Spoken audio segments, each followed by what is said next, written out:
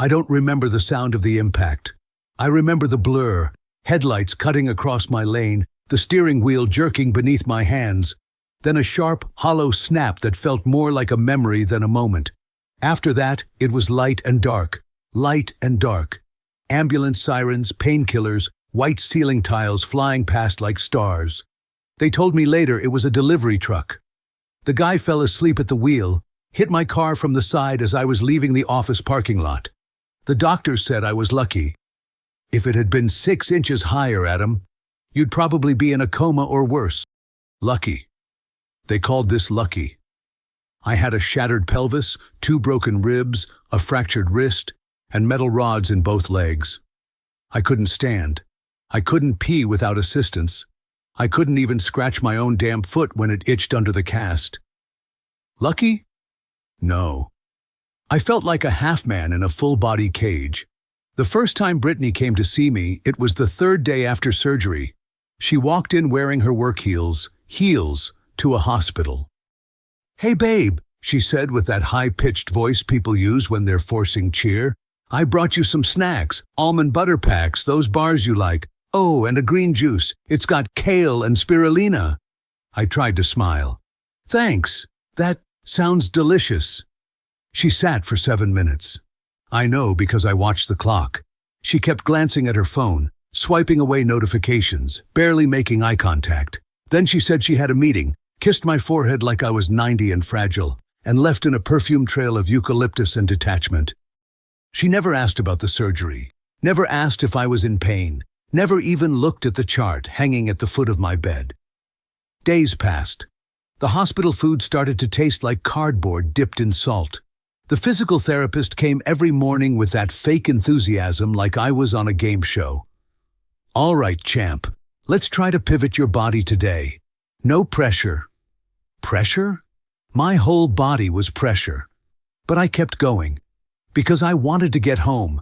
Because I believed Brittany would be waiting for me. Because I wanted to believe she cared. She didn't come again that week. No texts, no calls, nothing. So I texted her. "Hey, just got through PT, took my first step using the walker. Feels like progress."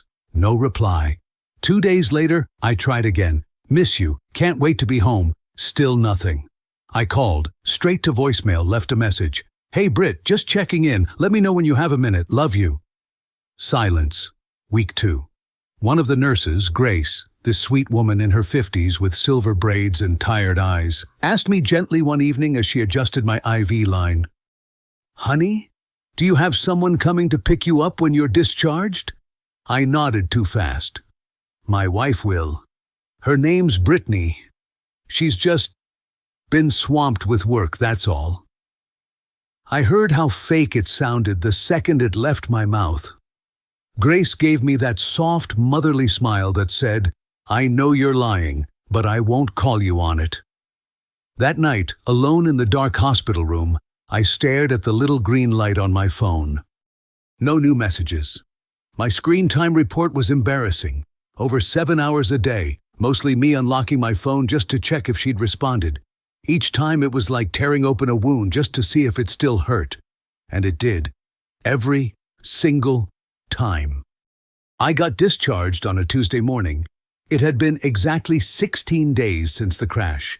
The hospital gave me a pair of aluminum crutches and a stack of paperwork that included an overly cheerful pamphlet titled, "Your Journey Back, Learning to Walk Again."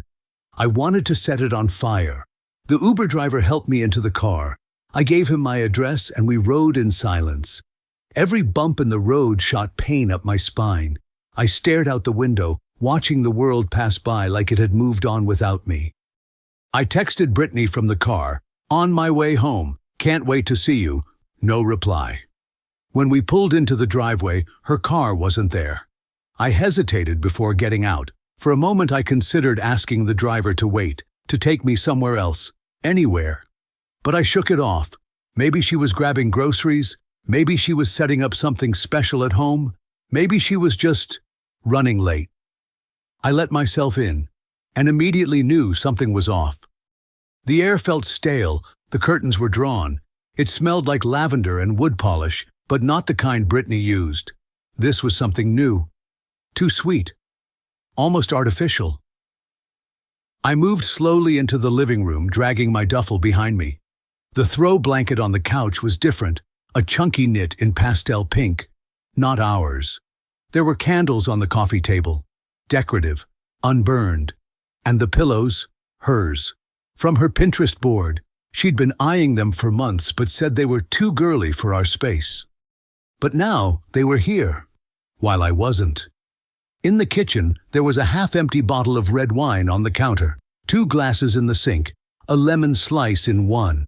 My stomach twisted. I limped toward the fridge. No welcome note, no dinner waiting, not even a sticky note with a heart drawn on it. But on the kitchen island sat a printed receipt from a hotel. I picked it up. Grand Pines Resort, 2 nights, signature king suite, guests, 2. The dates, last weekend. The name on the booking? Hers. I sat down hard in one of the bar stools, the metal legs screeching against the tile. My legs throbbed under the strain, but I barely noticed. I just stared at the receipt like it might rewrite itself if I looked long enough. The sliding door to the backyard was unlocked. I opened it and stepped out.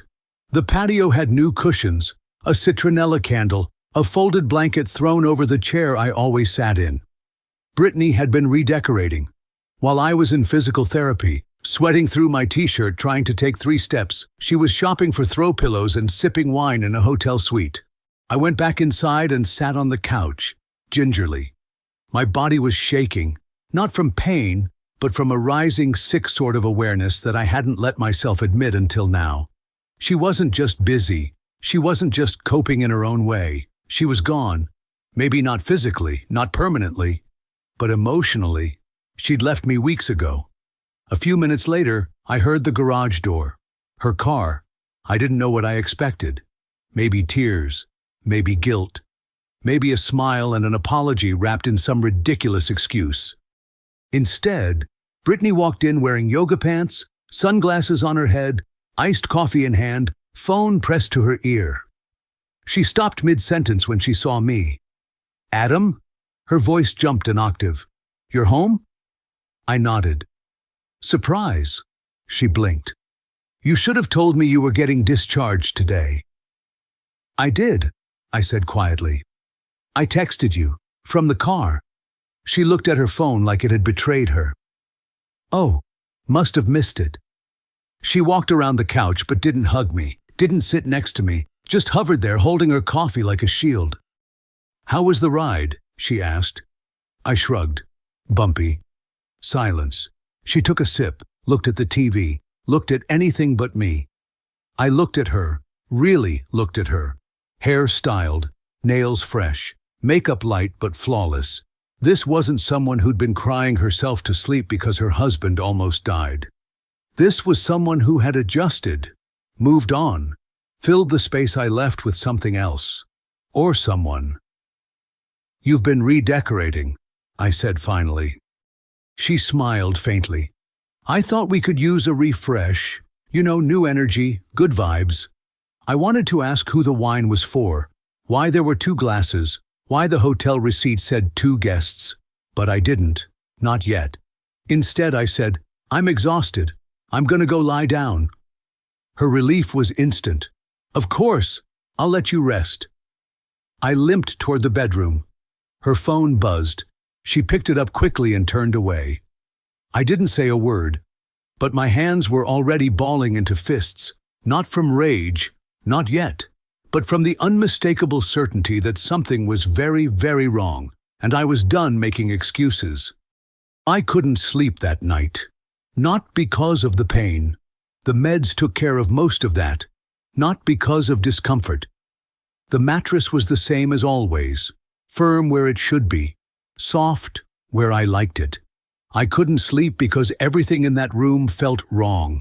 Not physically out of place, but emotionally, like it belonged to someone else now. The blanket smelled like fabric softener I didn't recognize. The lamp on the nightstand had been replaced.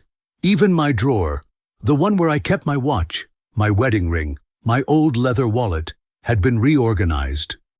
Brittany had gone through it, sorted it, rewritten me. She came in briefly around 11 p.m., peeked through the door with a half smile and said, "You okay? Need anything?" I told her no. She stood there for a second too long, as if waiting for me to say something, but I didn't. So she left, and I lay in bed staring at the ceiling fan as it spun in slow, methodical circles. It reminded me of the hospital, of counting tiles, of empty chairs, of waiting rooms where no one ever showed up. By 2 a.m., I was wide awake, heart racing, chest tight. I reached for my phone and pulled up our shared cloud account. It was something we set up years ago to sync calendars, vacation photos, grocery lists. I hadn't looked at it in ages. But Brittany? She must have forgotten it still existed. Her photos were still syncing. I opened the gallery, and there they were.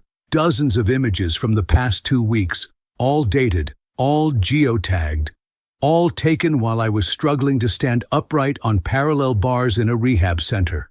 A selfie in front of the Grand Pines Hotel, a charcuterie board, a bubble bath with 2 glasses of champagne on the tub edge. And then, one photo that made my throat close. It was her, sitting on the edge of the hotel bed in a silk robe. Someone else had taken the picture. You could see part of his hand in the corner of the frame. His leg, bare, no face, but enough. I dropped the phone on the blanket like it was hot. My stomach flipped. I had to sit up slowly, breathing through my nose, trying not to vomit. It wasn't just that she had moved on. It wasn't just that she had shared a bed with another man. It was the timing. While I was broken, while I was calling her, while I was learning how to lift myself out of a damn hospital chair, she was tasting wine flights and taking lover boy spa selfies. I sat in the kitchen for an hour after that, staring at nothing.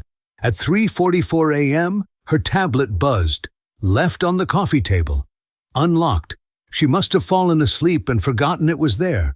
A notification flashed across the screen. "Travis, miss you already.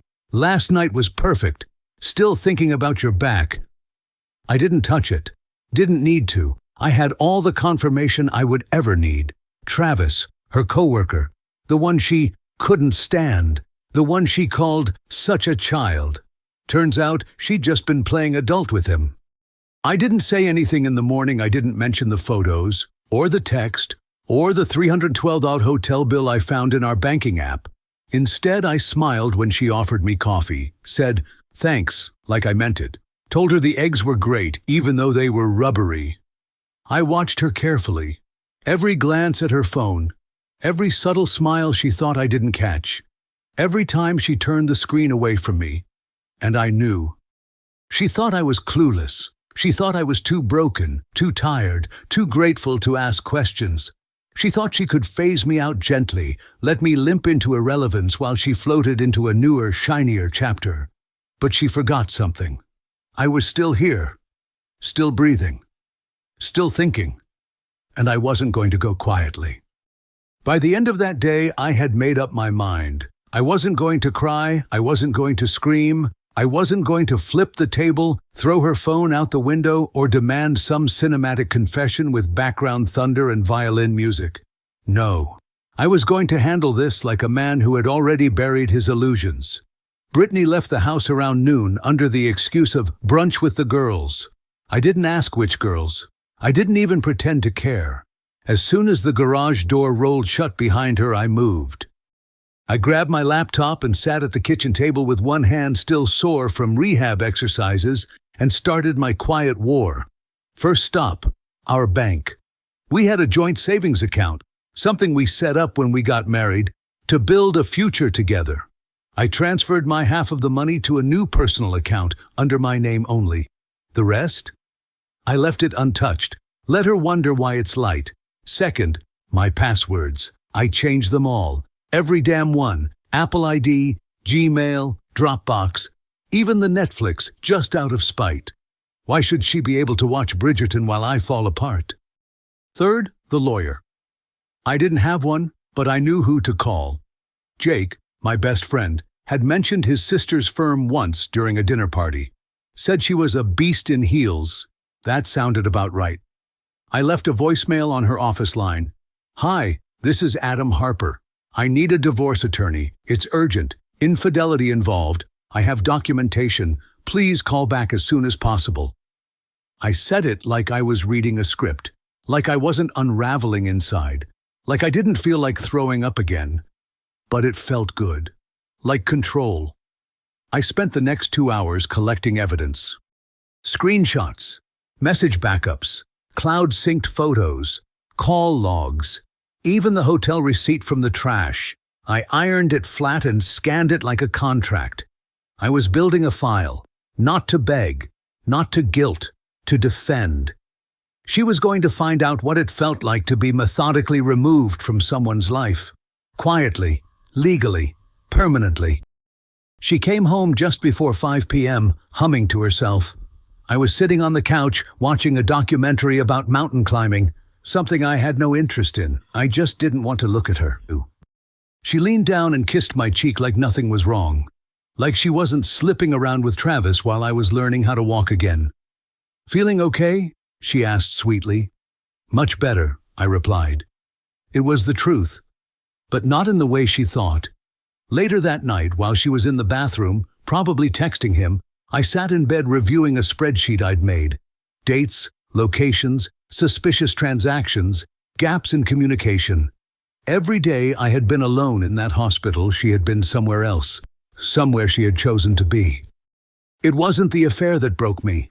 It was the silence, the deliberate muting, the emotional ghosting, the ease with which she had erased me from her day-to-day life. So now, I was erasing her from mine. That night we slept back to back, inches apart, but worlds away. She fell asleep easily. I could tell from her breathing. Me! I just lay there, eyes open in the dark, a single thought circling like a vulture. She doesn't know yet, but I've already left her. I just haven't walked out the door. The next morning, I got a call at 9:17 a.m., unknown number, no voicemail. I answered on the second ring. "Mr. Harper, this is Danielle Fox. Jake gave me your name. I understand you're looking for legal counsel." Her voice was brisk, clear, no nonsense, like someone who didn't waste time on drama, just results. "That's right," I said, sitting up in bed. Brittany was in the shower. "Are you available to meet today? How soon?" "I have a 1:30 slot. It's yours if you want it." I didn't hesitate. "I'll be there." Danielle's office was downtown, tucked into a high-rise with mirrored windows and valet parking. I wore jeans and a hoodie, the only thing I could put on comfortably with my brace, and walked in leaning on my crutch. The receptionist greeted me with a polite nod and said, "Ms. Fox is expecting you." 10 minutes later, I was sitting across from her in a sleek, sunlit office that smelled like eucalyptus and leather. She didn't waste time on pleasantries. "So, you said infidelity?" "Yes." "Proof?" "Plenty." I pulled out my flash drive and handed it to her like a weapon. She plugged it in, clicked through folders, paused at the hotel photos. Her eyebrows lifted. "This is thorough." "I like to be sure," I said. "And you're certain you want a divorce?" "No," I said, and she blinked. "I'm not certain. I'm resolved." She nodded slowly, typing as she spoke. "We're in Georgia, so it's a no-fault state. That means her cheating won't give you automatic financial advantage, but this level of documentation?" She looked up at me. "It will help with leverage." We went over assets, joint condo, in both names, shared savings retirement accounts. No kids, no prenup. She leaned back in her chair. "We can do this clean, quiet, if she plays along." I smirked. "She's not great at quiet." Then we prepare for noise. I signed the retainer agreement, and Danielle slid the initial paperwork across the desk. I didn't hesitate, not for drama, not for revenge, just for closure. As I signed my name, the strangest thing happened. I felt lighter, not happy, not free, not yet, but lighter, like dropping a backpack full of bricks I didn't realize I was carrying. Back home, Brittany was lounging on the couch in leggings and one of my t-shirts, something she used to do when we were dating, back when it felt cute. Now it felt like a costume. "You're back early," she said, flipping through her phone. "Had a meeting," I said, dropping my keys into the bowl by the door. "Work stuff?" "Something like that." She didn't ask further. She never did. Instead, she offered to order Thai food and suggested we watch something dumb and relaxing. I nodded and said, "Sure." She smiled, kissed my cheek again, went into the kitchen to call in the order. I stared at her back as she walked away. She had no idea. Not just about the lawyer, not about the paperwork. She had no idea that I wasn't sitting next to her as a husband anymore. I was a storm in disguise, a man who had finally drawn a line in the sand and was now sharpening his tools behind his silence. That night, I lay in bed going through my final list. Contact accountant, scheduled prepare inventory of assets, halfway done, tell no one, in progress. Brittany rolled over and curled up next to me, her arm draped across my chest like it was still hers. I let it stay, for one more night. But in my mind, I was already gone. The next morning, I was already awake when Brittany stirred beside me. She stretched, then turned to face me. "Hey," she murmured, voice thick with sleep. "You're up early." I nodded. "Didn't sleep much." She smiled like that was cute, like we were still some Pinterest couple who drank coffee and cuddled on rainy days. "Want me to make breakfast?" "Sure," I said. She blinked. Usually I'd say, "Nah, I'll make it," or "Let's order something." But I said yes. And I said it flat, detached. It caught her off guard, a small flicker in her eyes, but she brushed it off, padding barefoot into the kitchen. I sat at the table sipping black coffee, watching. She moved like she always did, humming softly to herself, flipping pancakes, scrolling her phone while the pan sizzled. But this time I wasn't looking at my wife. I was watching a stranger in familiar clothes, and I could tell she felt it. Twice she glanced at me when she thought I wasn't looking. Once she opened her mouth like she wanted to say something, but didn't. Instead, she brought over a plate and set it in front of me with a forced smile. Extra crispy, just how you like it. I took a bite, chewed, swallowed. Tastes different. She froze. Different bad or different good? Just different. Silence. She sat down across from me and wrapped her hands around her mug like it was an anchor. "You've been quiet lately." "I've had a lot on my mind." Another pause. Another attempt. "Is everything okay?" I met her eyes, held the gaze just a second too long. Why wouldn't it be? She swallowed hard. "I don't know. Just feels like something's off between us." Between us, not with her, not with what she's done. No, us. Like this was some shared hallucination. Like I was a co-author in the unraveling of our marriage. She tried again later that day. I was folding laundry in the bedroom, something she usually did, but I needed the rhythm, the control, something repetitive to keep my hands busy while my head stayed sharp. She leaned in the doorway, arms crossed. "Hey, can we talk?" "Sure," I said, still folding. She stepped inside, sat on the edge of the bed, picking at a loose thread on the comforter. "I feel like you've been distant, cold even. Is there something I should know?" That was rich. She was asking me that? I kept folding. "What makes you think that?" "You barely talk. You barely look at me. It's like I'm sleeping next to a ghost." "Funny," I said, placing a folded t-shirt in the drawer. "That's how I felt in the hospital." Silence. The kind of silence that swells and strangles everything in the room. She looked up sharply. "Adam, you didn't visit me." "I did. Once." She opened her mouth again, but I raised a hand to stop her. "You know what? Don't explain. I'm not angry, Britt. I'm just not pretending anymore." Her eyes welled up. I watched the tears gather, not spill, just threaten, like she was testing the waters to see if I still cared. "You don't even ask how I'm doing," she whispered. "How are you doing?" I asked, not missing a beat.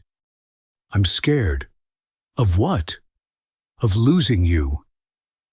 That would have meant something once. It would have cracked me wide open. But not now. Now I just looked at her and said, Maybe you should have thought about that before booking the King Suite. The blood drained from her face. Just like that, all the air left the room. You... No? Yeah, I know. She stood up fast, pacing like a caged animal. It wasn't like that. It wasn't serious. I just needed an escape. You were hurt, and I didn't know how to handle it. Everything felt so heavy, and so you lifted yourself into someone else's bed. She froze mid-step. It was a mistake. I shook my head slowly. No, Britt. A mistake is leaving your keys in the front door. What you did was a decision, a series of them. She reached for my hand. I stepped back. Please, she said.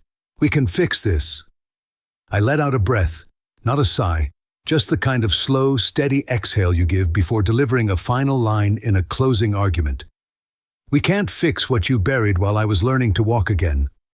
She went quiet, really quiet, eyes glassy, chest rising and falling too fast. What are you going to do? She whispered. I met her gaze one last time. I already did it. It took less than 24 hours. That's how fast Brittany went from "we can fix this" to full-blown damage control. The next morning, my phone started buzzing before I even got out of bed. Not Brittany, she'd gone silent for now, but our mutuals. Friends we used to go to brunch with, couples we'd hosted game nights for, people who, just a week ago, hadn't said a word. Now they were lining up with variations of the same message. Hey man, just heard things are rough. Britt's really broken up about everything. Maybe talk it out. I don't want to get in the middle, but she's been crying non-stop. Says she made a mistake. Just thought you should know. You two were so good together. Can't you work through it? I didn't respond. Not to a single one. Around noon, the inevitable happened. Her father called. I let it go to voicemail, but he tried again. Then again. On the third ring, I answered. Adam, thank God. Look, I'm not calling to pick sides, okay? I think maybe you should come over, talk face to face. Why? She's a mess. I haven't seen her like this since college. She made a mistake and she knows it, but she loves you. That hasn't changed. I laughed, not out of amusement, out of disbelief. She loves me. Yes, of course. You know she muted my calls, right? While I was in the hospital? What? I tried to call her every day, sometimes twice, just to hear her voice. She blocked the sound of me suffering so she could play house with Travis. Silence on the other end. She didn't tell you that, did she? She said she panicked, that she was scared. So scared she booked a spa suite with a coworker? Adam, no, this isn't a misunderstanding. It's not a communication issue. This is who she chose to be when everything hit the fan. Another pause. Then, you're grieving. You're not thinking clearly. That one hit harder than I expected. You're right. I was a mess. Physically, mentally. I couldn't even stand without help. But you know what being down like that does to a man? It strips everything away. All the noise, all the pretending. And in that silence, I finally saw the truth. I've been fighting for someone who stopped fighting for me a long time ago. Please don't throw away 5 years. I'm not, I cut in.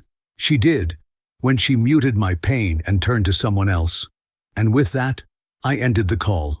That afternoon, I met with Danielle again. She looked up from her desk and smiled when she saw me. Let me guess, the pressure campaign has begun? You could say that. Do we need to tighten anything? No, I said. Let them spin. I'm not changing course. We finalized paperwork. I signed another set of forms authorizing the next legal steps, restraining financial access, notification of service, property separation. Everything was in motion. Danielle nodded approvingly. Most people break down by now, regret, wobble, try to soften things.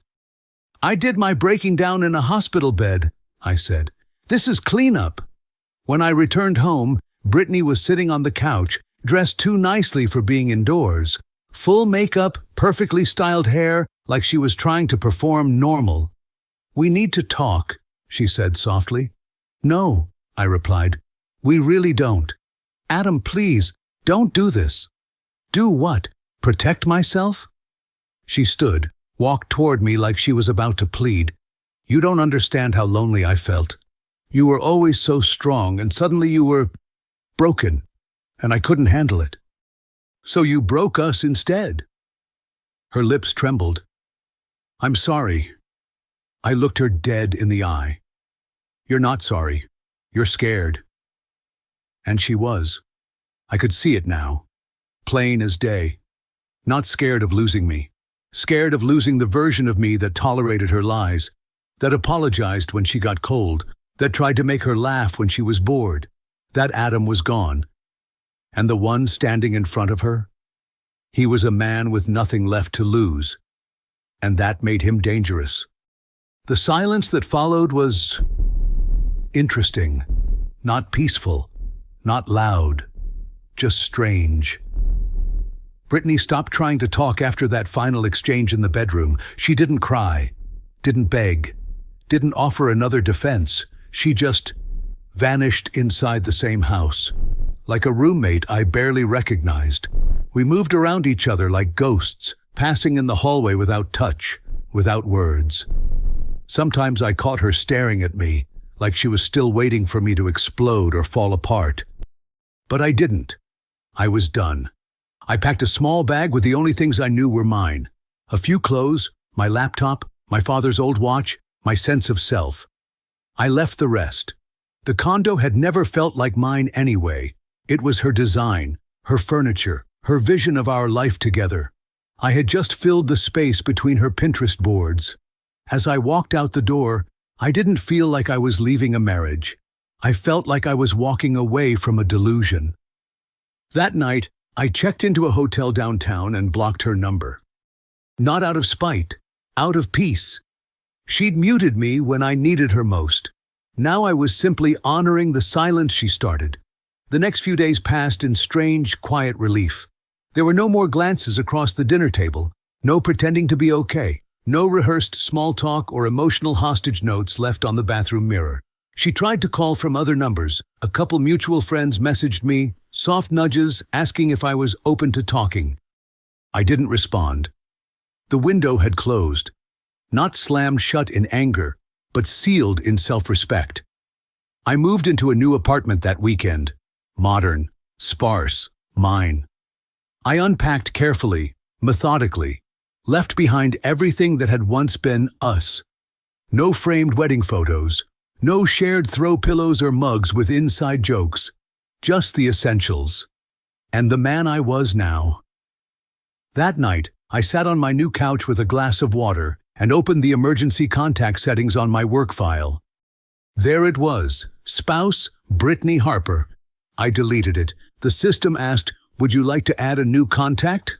I clicked, "Not yet." 6 weeks later, the divorce was finalized. No courtroom drama, no emotional showdown, just signatures, silence, and the confirmation email from Danielle. It's done. That evening, I sat in my apartment, my own apartment, and finally deleted the last photo of us. Not in anger, just because I didn't need it anymore. Some things deserve to fade.